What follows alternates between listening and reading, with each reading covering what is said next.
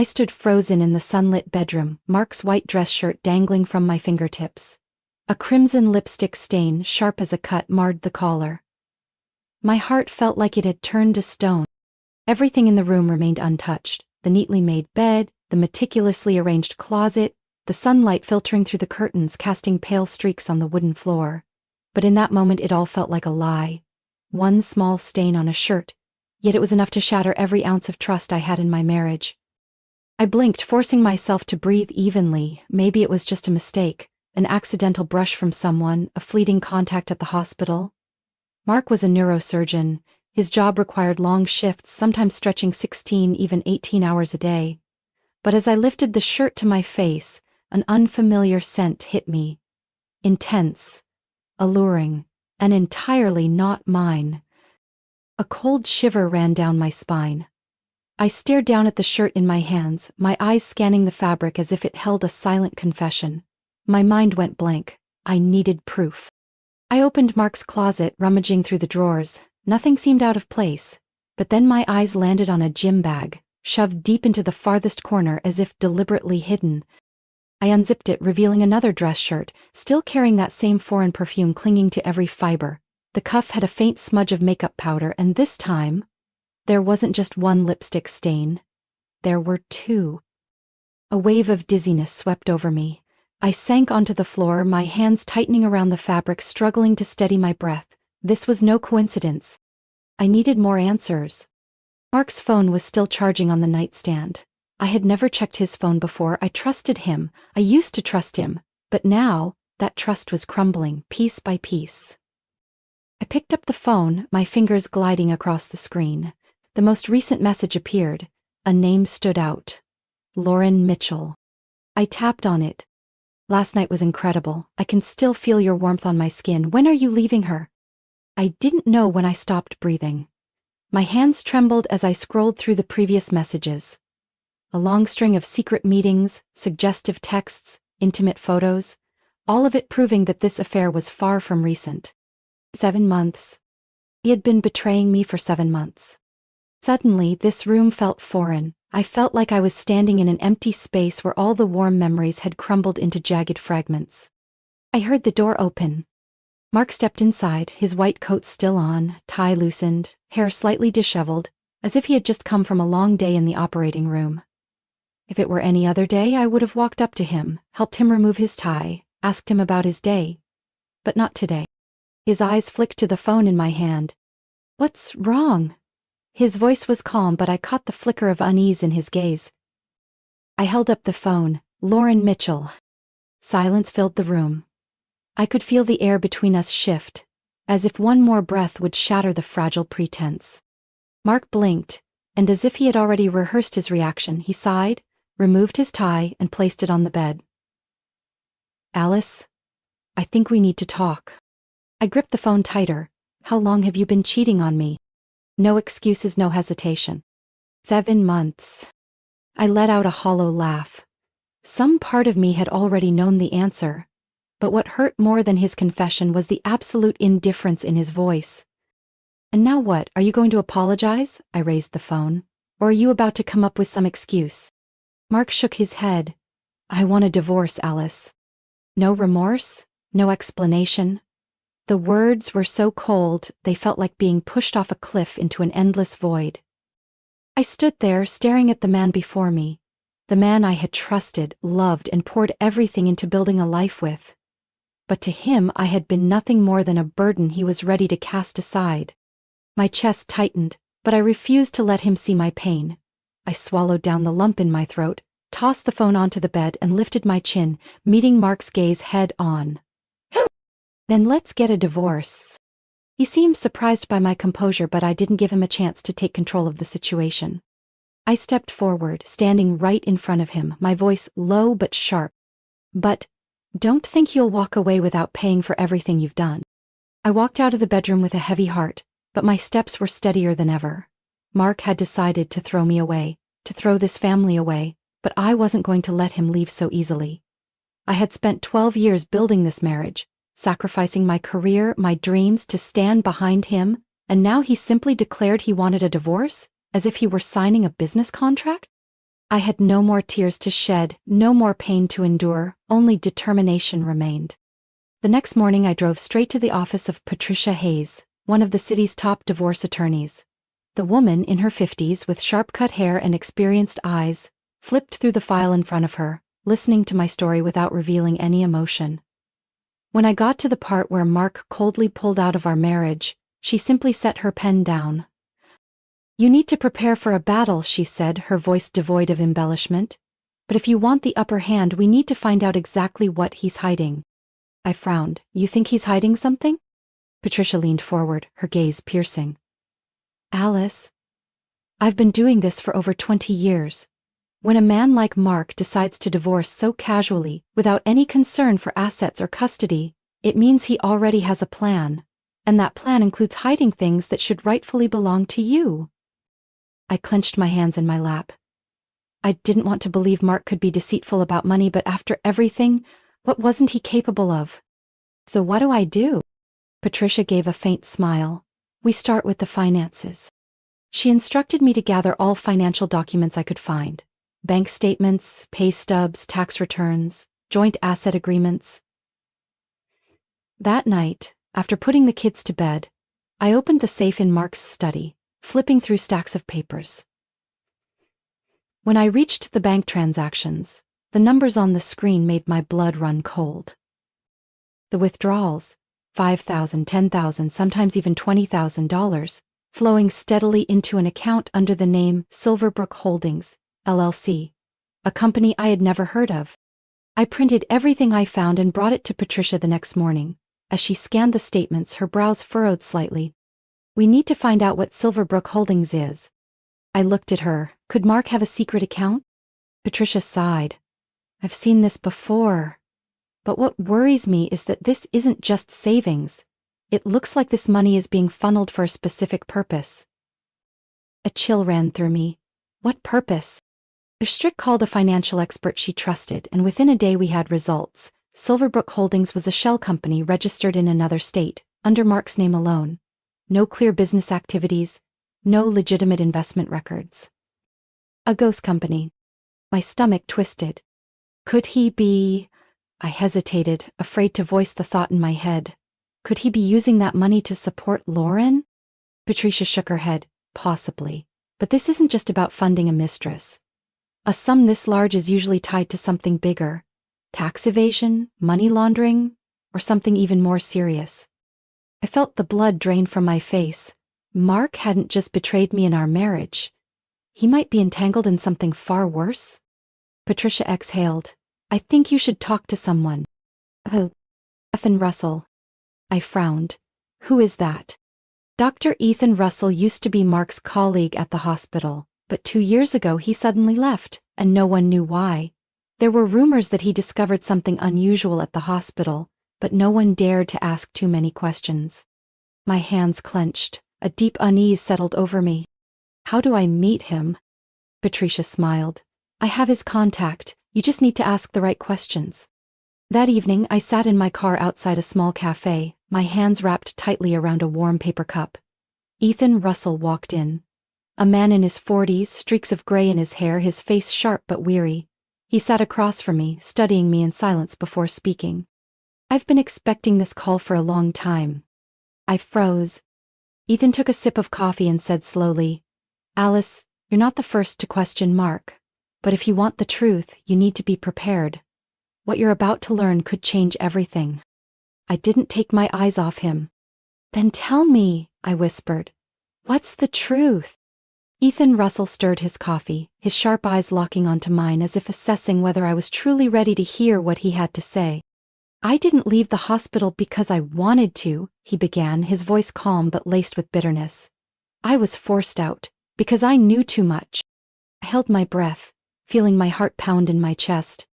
"About Mark?" Ethan nodded slowly. "Not just Mark, but an entire system that has been in place for years. When I worked there, I was involved in research on reproductive health and in vitro fertilization. I discovered certain anomalies in patient records. Things that had no place in a prestigious hospital like that." He paused, looking directly at me. "Have you ever heard of Brugada syndrome?"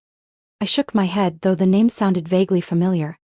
It's a heart condition that can cause dangerous arrhythmias, and it's genetic. If someone has it, there's a high likelihood they'll pass it on to their children. I froze. A thought flashed through my mind. Something I had never considered until now.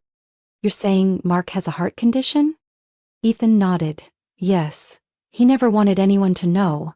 A neurosurgeon with a heart defect? That would be career-ending. And Mark never accepts anything that could make him look weak. The puzzle pieces in my mind started to align, forming a twisted but unmistakably clear picture. What did he do? My voice was dry. Ethan leaned back in his chair, his expression grim. Mark knew that if he had children, there was a high risk they would inherit the condition. But he also knew how much you wanted kids. So instead of giving up on the idea, a chill ran down my spine. I don't understand. Ethan sighed, setting his coffee cup down. During the IVF process, Mark secretly ensured that his sperm was never used. I froze. The words echoed in my mind, but it took several seconds for me to fully grasp their meaning. No, that's impossible, I stammered. Did you ever personally see the sperm sample records during the IVF process? Ethan asked. I shook my head, trying to recall. I trusted him. I believed we were using his sample.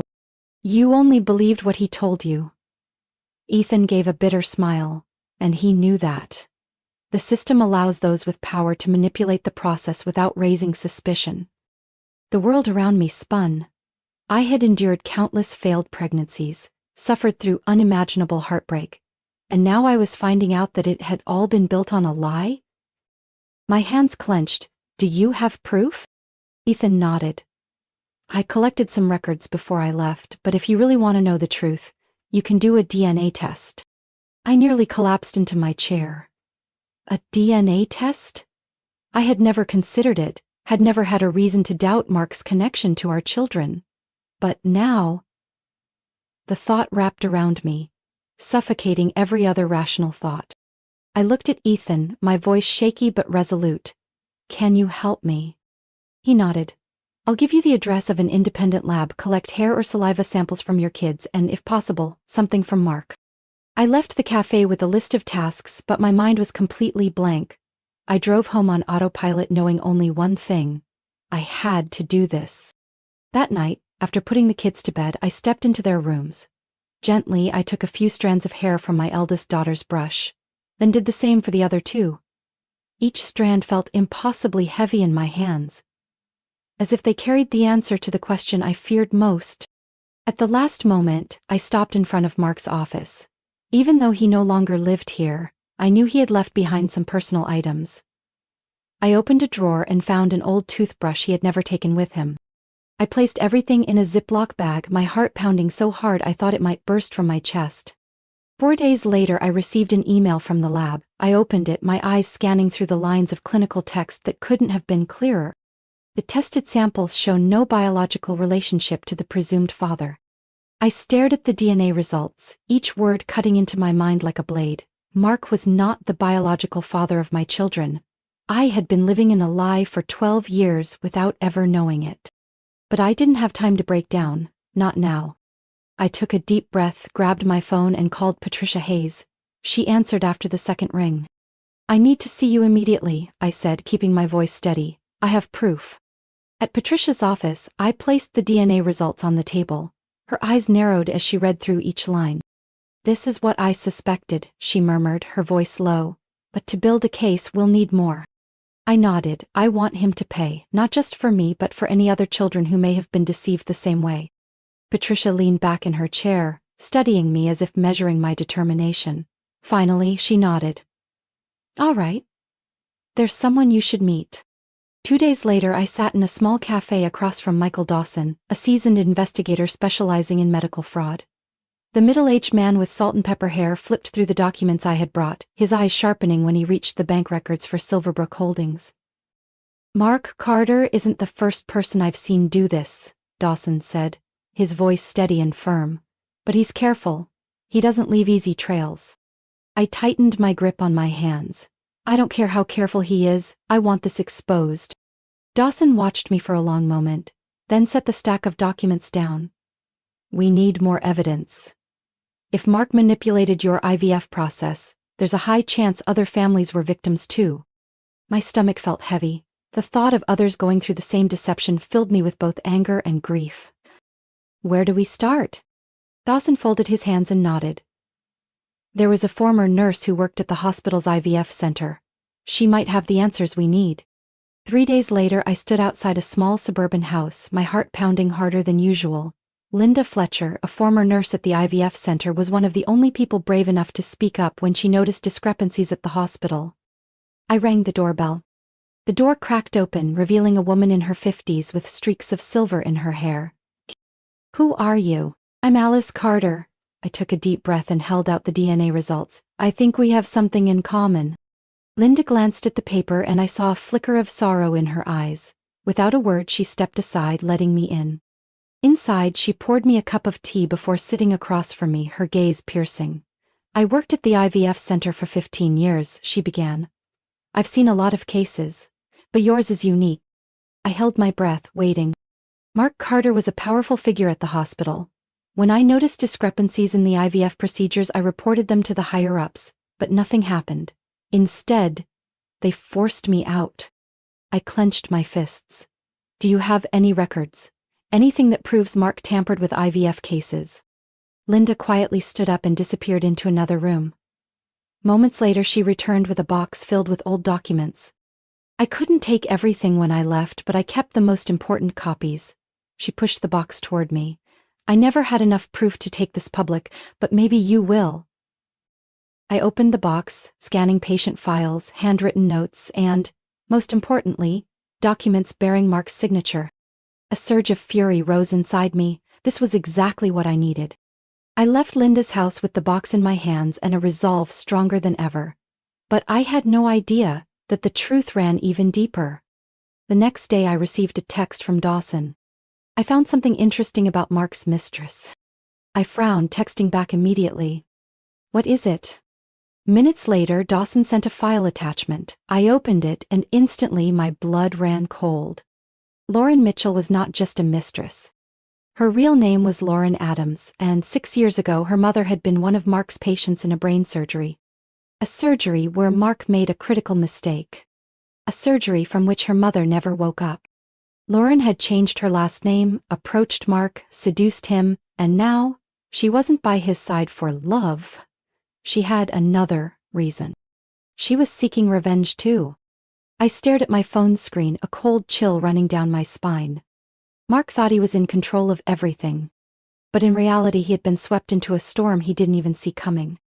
And I was going to be the one to end it all. I sat in my car, staring at the glowing lights of the Rutherford Grand Hotel, the venue for Mark Carter's honorary gala, celebrating the man who used to be my husband, once praised as an exceptional doctor, a perfect spouse. I let out a quiet laugh. Perfect? A cheater, a liar, a man who manipulated his own family and possibly ruined the lives of many others. And tonight, I was going to tear down that facade. I had spent the past month meticulously planning every detail. I had worked with Michael Dawson, providing him with all the documents that Linda Fletcher and I had gathered, irrefutable proof that Mark had manipulated IVF procedures, replacing his own sperm with anonymous donor samples. Law enforcement and investigators were ready. They were just waiting for the right moment. And I had chosen tonight. I adjusted my dress, a dark blue silk gown that hugged my frame, elegant enough for the gala, striking enough to demand attention. I was no longer Alice Carter, the devoted wife of Mark. Tonight, I was Alice, the woman who would put an end to it all. I stepped into the grand hall, my eyes sweeping over the dazzling chandeliers and lavishly set tables. Mark stood near the stage, shaking hands with colleagues, a smug smile plastered on his face.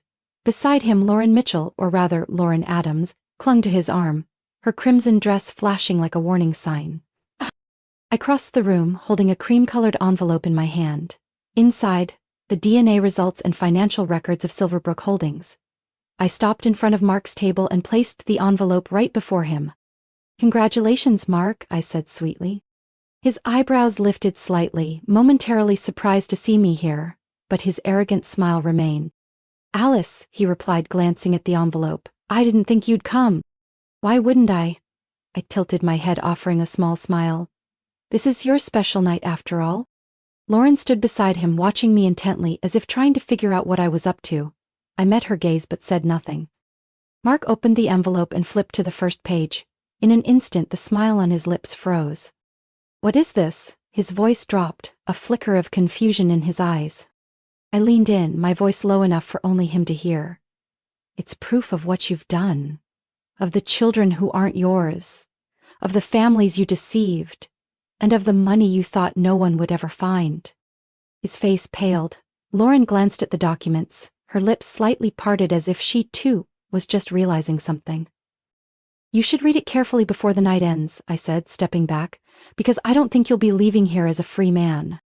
Before Mark could respond, the microphone crackled to life, announcing the beginning of the ceremony.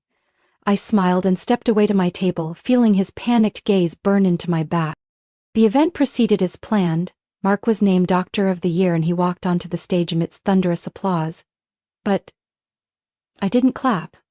I simply watched, waiting for the moment when his illusion would crumble. Mark stood at the podium, clearing his throat, trying to regain his composure.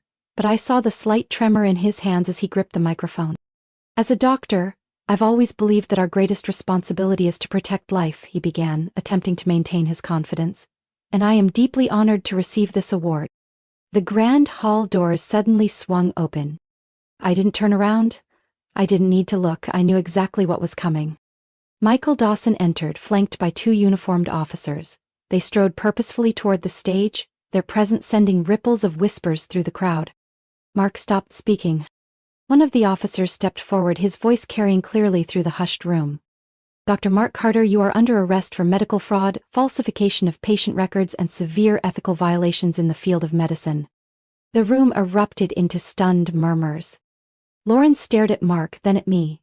I saw the flicker of realization in her eyes. She had her own plan, but she hadn't expected me to strike first.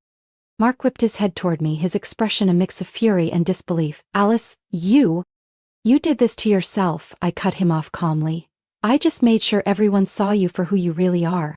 Mark struggled as the officers cuffed him, but there was no escaping reality now. Dawson handed him a copy of the arrest warrant, his face unmoved. You have the right to remain silent, the officer stated firmly. Mark turned to Lauren, but she said nothing. Her calculating eyes flickered, as if deciding whether to stand by him or save herself. I took a step forward, meeting Mark's gaze. You spent your whole life manipulating people, Mark, I said quietly but firmly, but this time, you're no longer in control. The officers led him out of the hall. I stood still, listening to the hushed whispers, feeling the weight of hundreds of eyes on me. The woman they once thought of as the perfect Mrs. Carter, now the one who had dismantled Mark's entire empire. The weeks following Mark's arrest were a whirlwind of news coverage and legal battles. Every major outlet reported on the scandal of Dr. Mark Carter, once hailed as a surgical genius, now facing numerous charges of medical fraud and severe ethical misconduct. The truth was undeniable. Mark had lost everything. The court froze his assets, while his former hospital quickly revoked his medical license to salvage their reputation. Former patients, families who had trusted the IVF center came forward one by one with lawsuits. Mark hadn't just deceived me, he had deceived an entire system. But what surprised me most wasn't Mark's downfall. It was how I felt about it. I thought I would feel triumphant, satisfied at seeing him stripped of everything he once prided himself on. But no, that feeling never came. What I felt was freedom. Freedom from the lies. Freedom from blindly trusting a man who had never truly loved me. I had stepped out of Mark's shadow, and for the first time in years, I could finally define my own life. One late afternoon, I received a message from Lauren Adams. She wanted to meet me. I sat in the cafe, watching her walk in, still sharp and poised, but there was something different in her eyes. The calculated confidence was gone, replaced by a deep exhaustion. She sat down across from me, placing her bag beside her. I guess we have a lot to talk about. I took a sip of my coffee, keeping my gaze steady. You planned to get close to Mark from the beginning, didn't you? Lauren let out a faint smirk. I won't deny it. But there's one thing I didn't expect. You. I raised an eyebrow. You were one step ahead of me, she continued. I had a plan to make Mark pay, but I never thought you'd be the one to take him down first. I didn't respond. Lauren sighed. Regardless of everything, I have to admit one thing. You did what I wasn't sure I had the strength to do. I let my emotions get in the way, but you, she tilted her head, studying me. You were smart. I let out a small laugh. Thanks? She smiled. Not exactly a compliment, but I think we may have something in common. I wasn't sure if I could trust her, but Mark had already fallen and she had no reason to keep hiding. Our meeting ended with an unspoken agreement. We wouldn't be friends, but we wouldn't be enemies either. Maybe that was enough. A week later, I received an unexpected call. Alice Carter, this is Dr. Stephen Callahan, chairman of the National Medical Ethics Committee. I froze, unsure why someone like him was reaching out to me. I've been following your case, he continued. What you've done didn't just expose one man. It revealed a critical flaw in our medical system. I sat still, letting his words sink in. We're looking for someone to help oversee and reform the ethical oversight in reproductive medicine, he said. Someone who doesn't just understand the problem but has the drive to change it. And I believe that person could be you. I leaned back in my chair, trying to absorb what I had just heard. A year ago, if someone had told me I'd be invited to join a major medical ethics committee, I would have laughed. I was just Alice Carter, the wife standing behind her husband's career. But now, I was no longer someone's wife. I was Alice, a woman who had reclaimed her life. I took a deep breath. I need some time to think about it. Dr. Callahan chuckled. Of course, but I hope you'll consider it. That evening, I stood by the living room window, watching the city lights flicker in the night. The kids were asleep in their rooms, unaware that their mother had just stepped into a new chapter of her life. I once thought that bringing Mark down would give me a sense of victory, but in reality the greatest victory was finding myself again. No longer worrying about hiding my pain, no longer trying to be the perfect wife, no longer living in a dream that had been shattered long ago. I had felt lost when I first uncovered the truth about Mark, but now I was more certain than ever. I was no longer the Alice of the past. I was a free woman. And this was only the beginning. Life sometimes throws us into situations that seem impossible to overcome, but it is in those moments that we truly understand our own strength. Alice's story is not just about exposing lies, it is about rediscovering herself. From a betrayed wife to a woman who fought for the truth and reclaimed her power, Alice broke free from Mark's shadow and became a symbol of resilience, a woman who dared to break every chain to find true freedom. What do you think of Alice's journey? If you were in her situation, what would you do? Share your thoughts in the comments. And don't forget to follow the channel so you don't miss more inspiring stories about life, family, and valuable lessons.